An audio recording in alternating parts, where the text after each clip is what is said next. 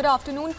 Your first response to the kind of developments coming in from Pakistan, not new that lawlessness is being seen in the country, but do you think that the Human Rights Commission of Pakistan should be taking stock at this time? They're already taking stock, and they were the first people who tweeted about this and said that it's not just the demolition of two Hindu temples. One was attacked with rocket launchers, and the other, as Abhishek very rightly brought up, the property mafia which demolished that 150-year-old temple was actually surrounded by police and they were guarded. So this is done under sanction of law and the state in Pakistan. Apart from that, 30 Hindus have also been kept in captivity. That is the tweet of the Human Rights Commission of Pakistan. So having said that, the Seema episode is an excuse for the radical Islamists in Pakistan to further decimate the Hindu minority. They're taking it as an excuse. So they say that Seema, a Muslim, converted to Hinduism, and this is something that we condemn. We will not stand for it. Hence, the Hindus in Pakistan must pay for what an individual of Pakistan has done in India. So that is the logic of the Islamists, and they just, Seema is just an excuse. Blasphemy is just an excuse in Pakistan. Nobody cares.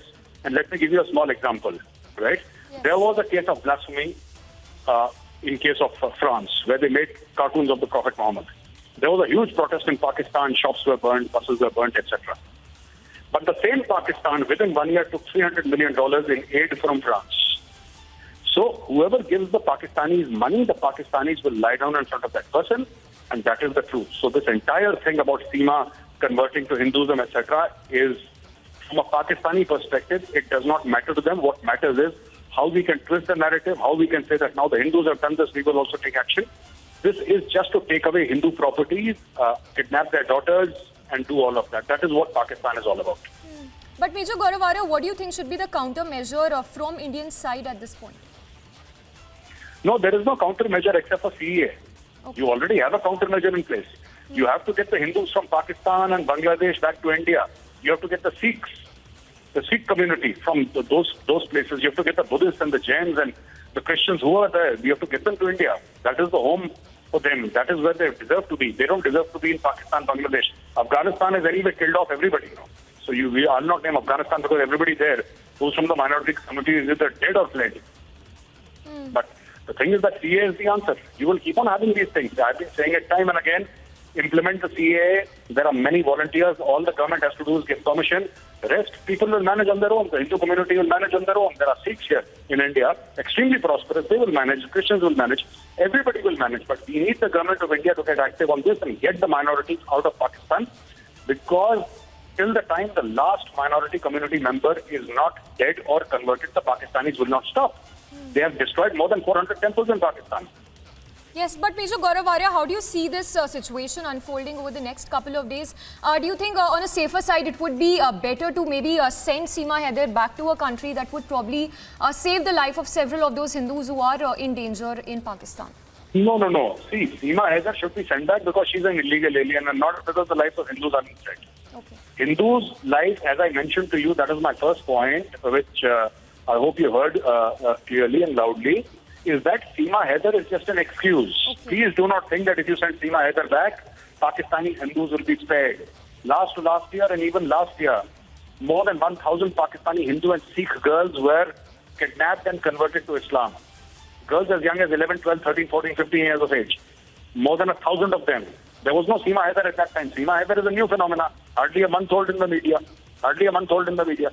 Then, so this entire premise that sent Seema back and the Hindus of Pakistan will be safe, no. The Hindus of Pakistan were never safe after 1947. And they will never be safe in Pakistan. Whatever you do, they will not be safe because the agenda, Pakistan was built on hatred. Please understand. The two-nation theory is a theory of hatred. If a country is built on the foundations of hatred, how can they show love and compassion? Love and compassion is not central to the Pakistani character. It is hatred and violence and bloodshed that is central to the Pakistani character, which is why CAA is required. But Maj Gaurav Arya, the basic question that one would have in their minds is, what is the end game of all this? The atrocities against the minorities have been inflicted for years at a stretch.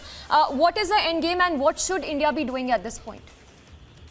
There is no end game at all. The end game is decimation of all the minorities. Look at neighboring Afghanistan, Pakistan's western neighbor Afghanistan. What is the end game in Afghanistan? Taliban has come. There is Sharia implemented in Afghanistan. All the minorities are either dead or they have fled. End of story. That is the same end game. Pakistan is going the same way. You see, there were how many? 12-14% minorities, Hindus, even when 1971 war happened and Bangladesh was created. After that, they came down and down. Today, Hindus are about 2% or even less than 2%. How long will they take before they finish off even these 2%? They won't take very long. Pakistanis are very quick when it comes to these matters. And there is no going back. You see, once you have converted to Islam, you can't go back to your previous religion. Yes. That is the whole point of this. Once you are converted, you can't go back. The punishment for that, going back to your original faith, or even as a Muslim, born Muslim, to convert into another religion, the punishment for that in Sharia is death. It's death. So CAA is the only viable option. There is no other option apart from the CAA. Also, just last question, Major Gaurav Arya, before we let you go, what do you make of the UP ATS interrogating, probing Seema Haider? Do you think that should also be done, given that she's eloped from her country?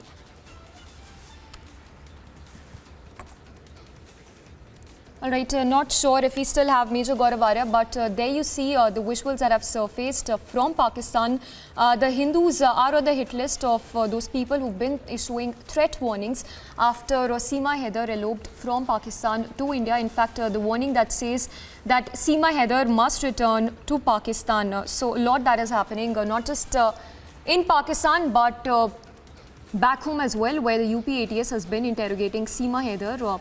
Meanwhile, in Pakistan, the Pak Hindus are in danger with several of those warnings that have also been issued to the Hindus in Pakistan.